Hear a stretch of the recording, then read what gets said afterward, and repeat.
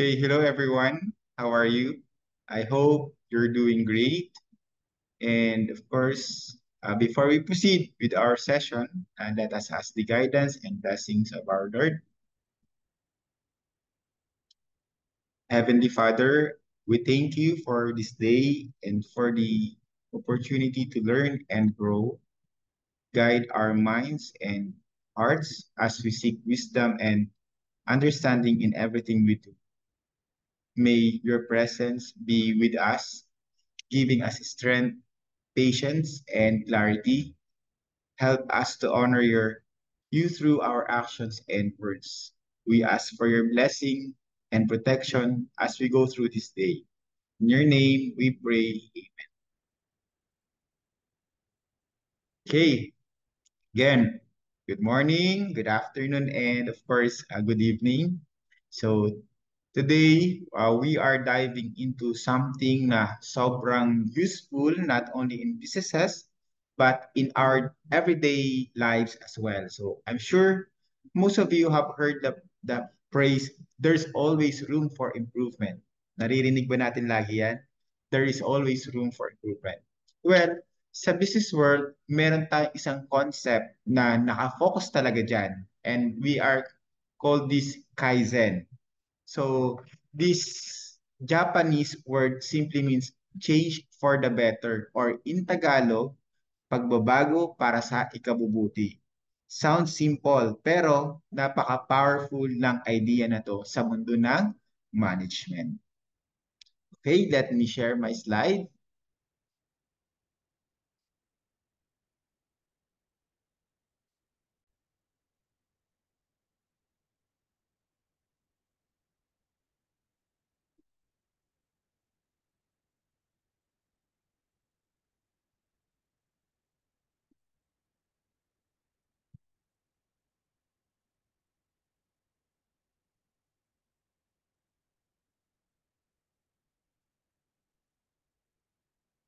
Okay, Kaizen.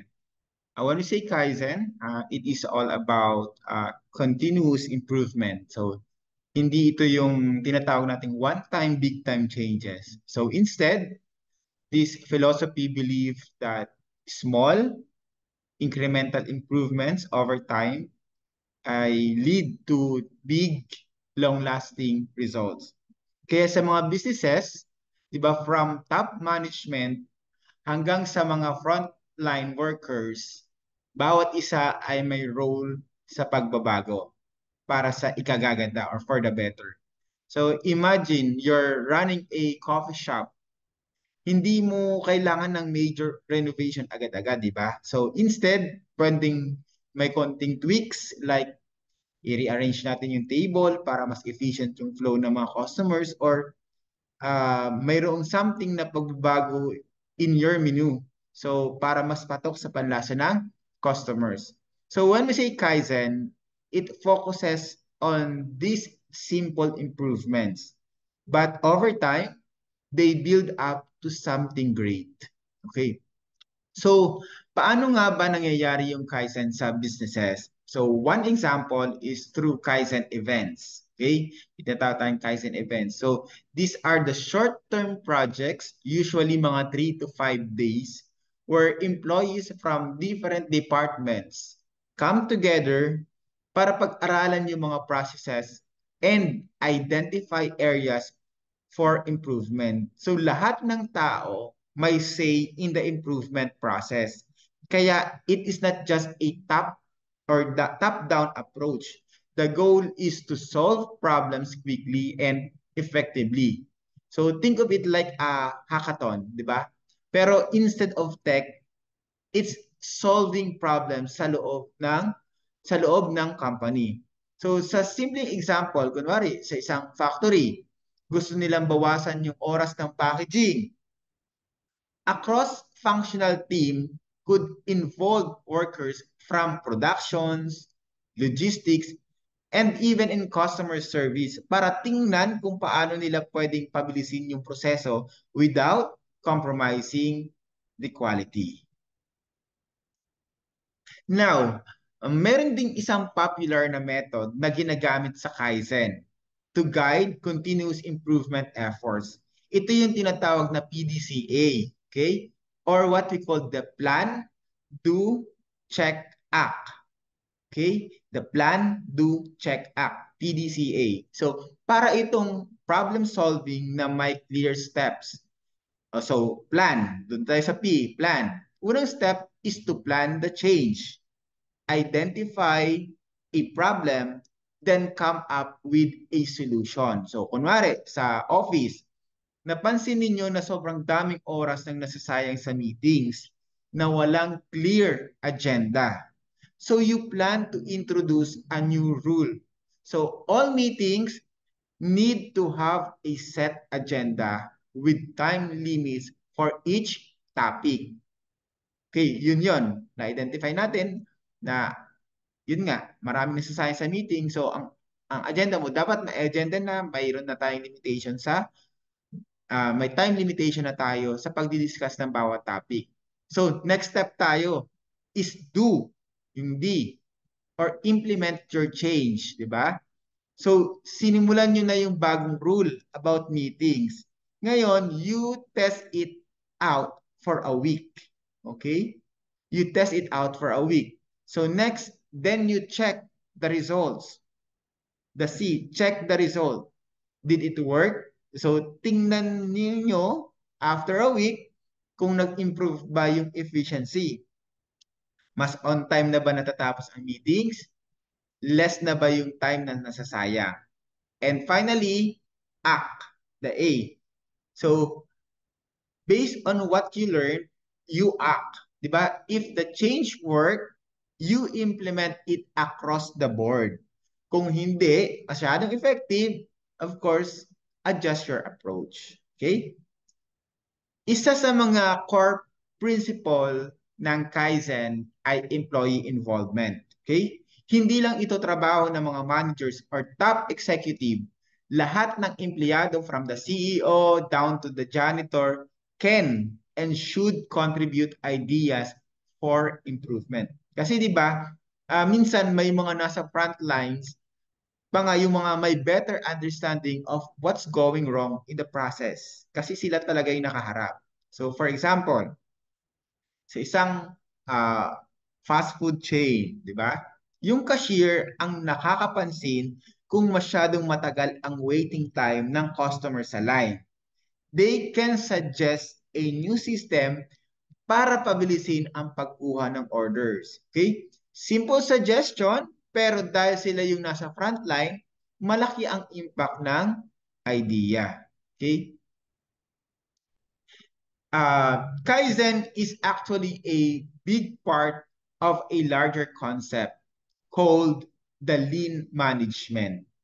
So lean management is all about creating more value for the customer while using fewer resources.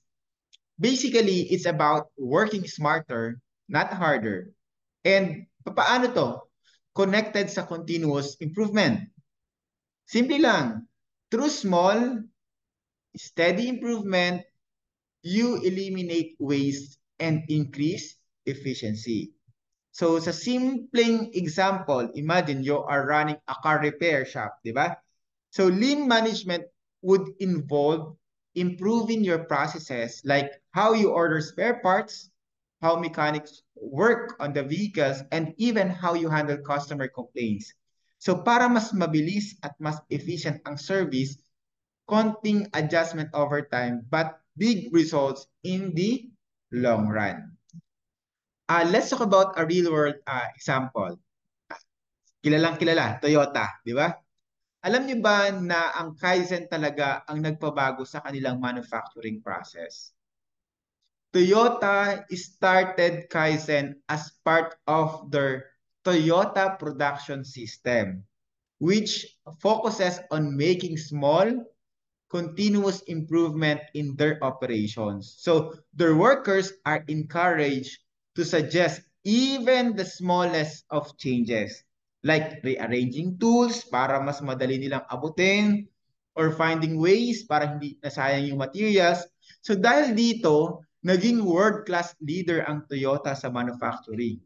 They reduce waste, they improve the quality, and became more efficient. So, Kaizen and continuous improvement are not just buzzword, okay? These are powerful philosophies na pwede ninyong gamitin in your future careers and even in your daily lives. So whether it's improving how you study, how you work, or even how you handle personal tasks, always think, how can I do this better tomorrow than I did today? So start small, and who knows, it might lead to something big. Okay?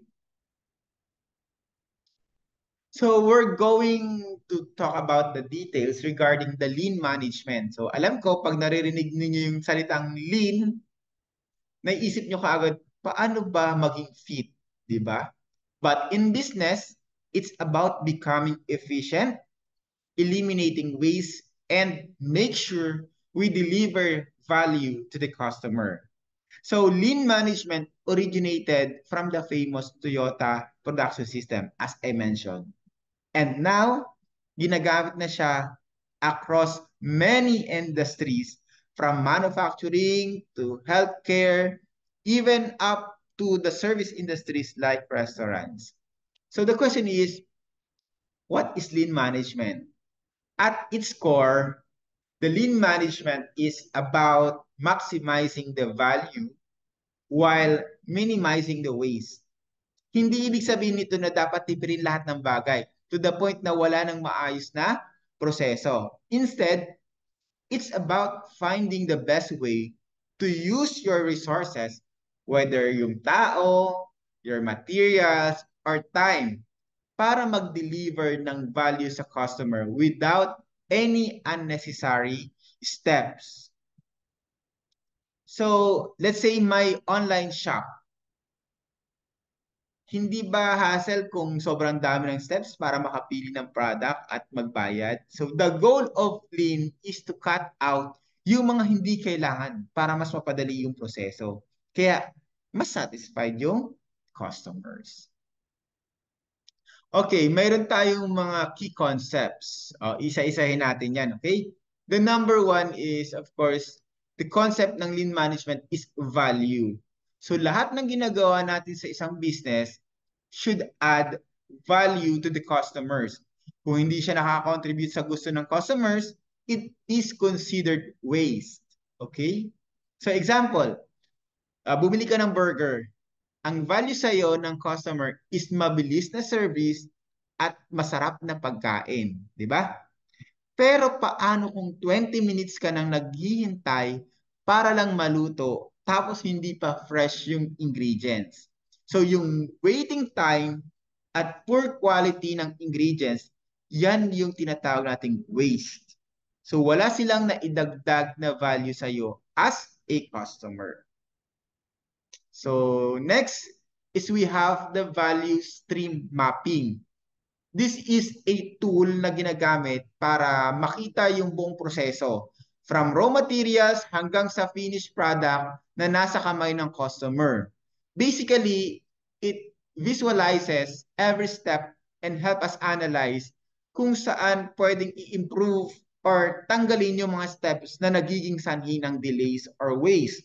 Kunwari, may clothing line ka and you map out the whole process from the fabric sourcing to production hanggang sa delivery sa customers. So, by creating a value stream map, pwede mong makita kung saan maraming oras ang nasayang. So, baka sa pag-order ng tela pa lang, may bottlenecks na. Or baka sa packaging, kaya natatagalan. So, that's the value stream mapping. The key concept number 3 is flow. Okay, one important thing in lean is to ensure flow, na ibig sabihin lahat ng steps in your process should move smoothly. So, if there are bottlenecks, kailangan silang isolve para hindi ma-delay ang ibang parts ng process. Sipin nyo na lang yung EDSA traffic, di ba? Kapag may bottleneck, like may nagka-accident at may close lane, humahaba yung pila at natitengga yung lahat. In lean, ganun din. So, if one part of the process gets stuck, lahat yan maaapektuhan. So, we need to ensure smooth flow para hindi ma-delay ang buong productions. Next is the pull system. Dati kasi, most businesses use a push system. Meaning, di ba? They made products in advance at pinipilit itong ibenta sa customers. Pero what if konti lang pala ang demand? Sayang yung resources. Kaya si Lean, it advocates a pull system kung saan you only produce based on customer demand. Ba, isipin nyo yung fast food chains. Before, nagluluto sila ng maraming burgers at isang lamesa lang ang gumagawa, yung ginagawan. Pero ngayon, they started cooking to order. Ibig sabihin, they wait for the customer's order bago lutuin yung burger para fresh and exact ang demand.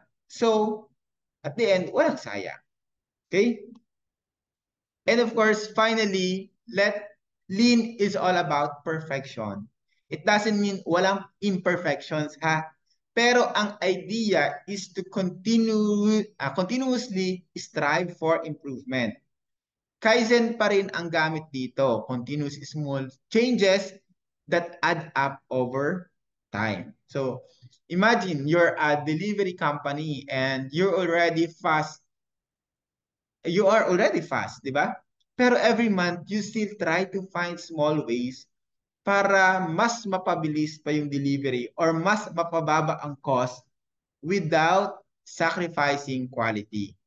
And that's the pursuit of perfections na pinag-uusapan natin sa Lean. Okay, gusto ko lang ulit i-highlight yung Toyota as a real-world example. Toyota started the lean principle sa kanilang manufacturing. Nag-focus sila sa mga small but continuous improvements, eliminating waste and ensuring their processes are smooth. Kaya naman kilala sila today for making a high-quality cars na cost-effective to produce. Kasi sa Toyota, they are using the JIT, alam natin to, the just in time, where they only produce what is needed and when it is needed. So, imagine a factory na walang masyadong inventory na nakatambak. This reduces waste, of course, storage costs, and ensure na fresh ang lahat ng parts and materials. Di ba?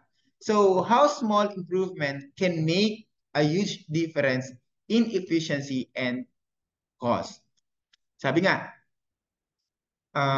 at the end of the day, lean management teaches us that there is always a better way to do things, whether it is sa trabaho or sa buhay. Eliminating waste and focusing on value not only make us more efficient, but also help us deliver the best possible results for our customers or even for ourselves. Remember, small changes over time can lead to big improvements. Okay? Okay. Let's go over one of the most important principle in lean management, and that is the waste reductions. Diba? Isa sa pinaka-importante dito ay yung tinatawag na mura, muri, at muda. Ulitin ko, the mura, muri, at muda. So, tatlong Japanese concepts na kailangan nating maintindihan para ma-reduce ang waste at ma-improve yung ating efficiency. Una, mura. Ito yung ibig sabihin ng unevenness or inconsistency sa processes. Imagine if one part of your production ay sobrang bilis, pero yung ibang part sobrang bagal naman. So, na-stockpile yung mga output at nagiging inefficient. Parang sa group work, di ba? Kung sobrang bilis ng isa, pero yung iba natetenga, walang flow. So, that's the mura. When we say muri, ito yung overburden. Di ba? Ito naman yung pagpilit natin na gawin ang sobrang daming bagay na hindi sustainable. For example, kapag pinipilit mong pagtrabahuin yung mga tao or yung mga machine beyond their capacity, madali silang masira or magkamali. Parang ikaw, di ba? Kapag sobrang dami ng task, di ba? Minsan parang na-overwhelm ka na and you end up making mistakes. Ganon din ang nangyayari sa mga machines or processes na overburden. Pangatlo, the muda o yung waste. So dito papasok yung 7 types of waste na common sa processes. Ang goal ng lean management ay alisin ang mga waste na ito para mas efficient tayo at of course, mas mataas ang value na ginagawa natin. Okay, I'll keep it short and simple. Okay. Itong muda, mayroon akong mnemonics dito eh. Downtime. Parang ganun ang aking mnemonics. Kung pagbabalik na rin natin ha. Yan. So number one is the overproduction. Diba? Pag-produce ng sobra o mas maaga pa sa kailangan. Kung food business ka, imagine, nagluluto ka ng 100 burgers, kahit 50 lang ang orders. So, madami yung nasasayang. That's the overproductions. Waste yan. Number two, waiting. Yung idle time, walang ginagawa, di ba? Think of it like sa pila sa LTO. Kapag ang system mabagal, ayan, lahat naghihintay. The number three is the transport. This is the unnecessary movements ng products or materials. So para sa delivery, kung palipat-lipat yung package mo ng warehouse, wasted effort at resources. That's the transport. Next is the extra processing. Ito yung paggamit ng more resources kaysa sa kailangan. Example, kung may part sa production line na inuulit-ulit dahil lang hindi malinaw yung instructions, yan, yung extra processing. It will result to a waste. Number 5 is inventory. Yung sobra-sobrang stock na hindi naman nagagamit agad, 'di ba? Pinaka the best dito example yung mga sari-sari store. Ang daming canned goods na hindi bumibenta, tutubo lang sila ng alikabok, mamaya expired na. So, waste ang tawag dyan. Number 6 is motion. This is the unnecessary movement ng tao or equipment. Imagine sa office, yung printer nasa kabilang floor pa. Kaya kailangan maglakad ng malayo pa bawat print job. So, may nasasayang na oras. That's the motions. And of course, defects. Ito yung products or services na hindi pasado sa quality standards at kailangan pang i-rework. So para sa project, kapag mali yung data, yan, uulitin mo pa yung buong analysis. Waste ulit siya. Okay? So, yan yung pinaka-ano natin, downtime. So, we have the defects, we have the overproduction, waiting, transport, inventory, motion, extra processing. So, pwede nating paghalo-haluin. Okay? That's the 7 ways or the 7 mudas. Okay. We already talk about the mura, the muri, and muda. At na-introduce ko na din yung 7 ways, di ba? So, now let's dive deeper into waste reduction techniques. So, in lean management, dito natin ginagamit ang iba't ibang tools and methods to reduce or even eliminate waste in the processes. So, first off, the 5S methodology. Di ba? So let's discuss this 5S. Ang 5S ay isang simple pero powerful tool for workplace organization. This method helps us organize our workspaces to reduce waste and improve efficiency. So ano ba yung 5S na yon? Number one, of course, the sort. Tanggalin ang mga bagay na hindi mo na kailangan para sa desk mo. Kung puno ng papel, stapler, at kung ano-ano pa yun dyan, hindi mo naman na ginagamit. Yan ay nakakabagal ng trabaho. So, keep only what you need. Sort. Number two, set in order. Pagkatapos mo mag-sort, organize ang mga bagay na natira. I-organize natin. Yung mga ginagamit, ilagay sa madaling maabot na lugar.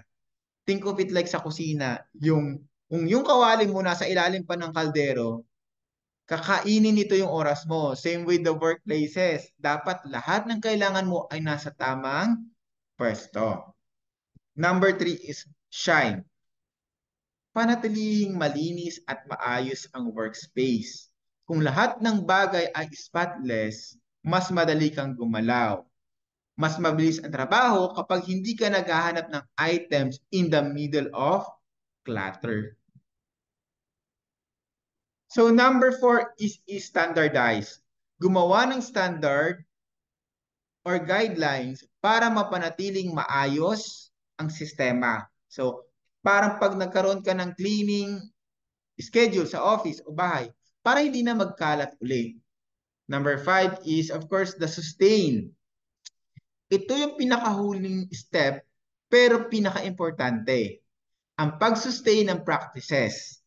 What's the use of ng 5S kung after 1 week, balik na naman sa kalat, di ba? It's all about consistency.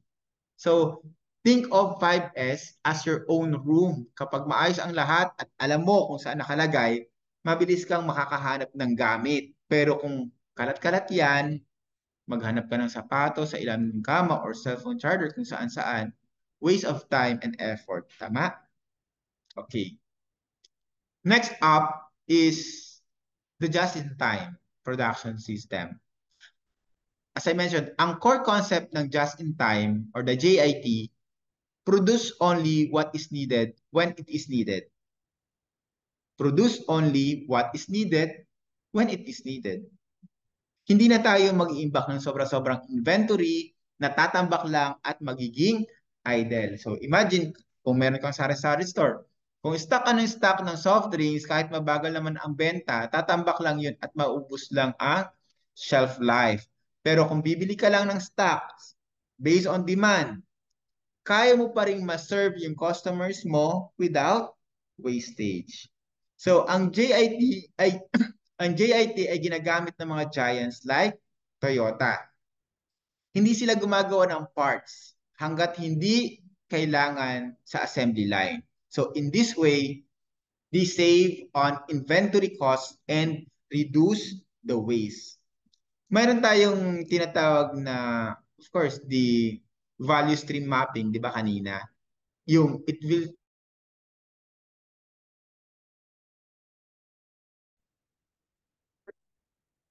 Okay, I'm sorry. Nagkaroon lang tayo ng technical difficulties but ayan, nasisettle naman na natin. So let me share my slide again.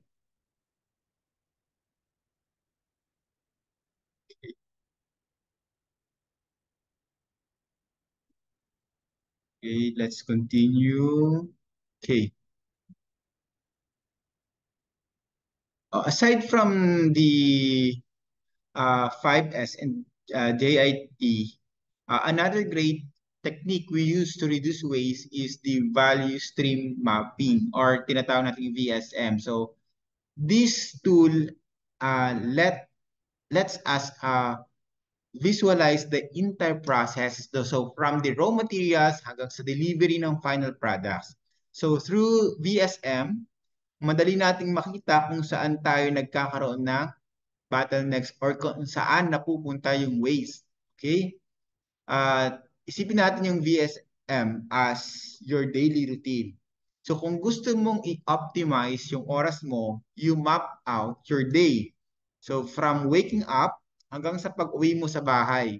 Kasi baka may time na nasasayang na pwede mong i-cut like masyadong long commute na pwedeng mapabilis if you find a shortcut. Of course, last but not the least, let's go back to Kaizen. Okay. Remember, Kaizen means change for the better. So it is a philosophy of continuous improvement through small, as I said, incremental changes.